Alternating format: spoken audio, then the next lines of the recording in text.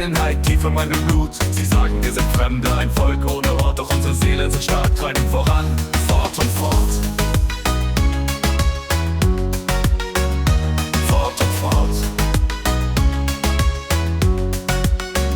Dieses Leid, ihre Klänge voller Schmerz, erzählt von verlorenen Leben, zerrissenen Herz. Doch in jeder Melodie ein Funke Hoffnung blüht, ein Versprechen auf Freiheit, das niemals verblüht.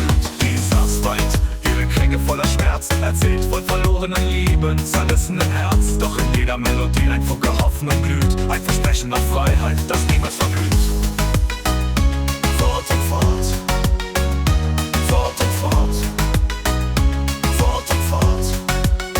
Die Berge rufen, ihre Stimmen so klar, ein Echo der Ahnen, die einst hier waren. Ihre Geschichten flüstern im Wind so sacht, von Mut und Widerstand Tag und Nacht. In unserem Herzen brennt ein Feuer so hell, ein Wunsch nach Frieden, der die Dunkelheit schnell vertreibt. Wir reichen die Hand, ein Zeichen der Solidarität.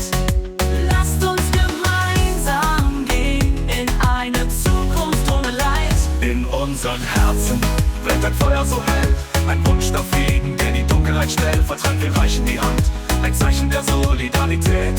Lasst uns gemeinsam gehen in eine Zukunft ohne Leid.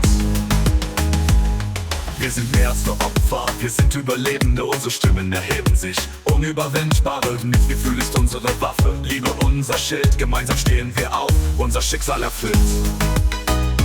Fort und fort. Fort und fort. Fort und fort.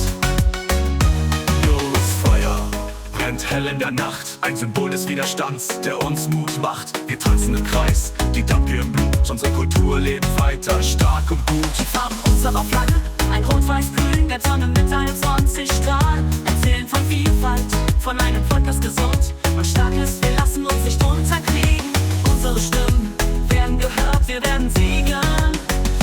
Hass und Hetze, eure Worte sind leer, prallen ab an unserer Mauer. Sie tun uns nicht mehr weh, wir stehen zusammen, vereint und stark. Unsere Zukunft ist hell, unsere Vergangenheit war markant. Fort und fort. Fort und fort.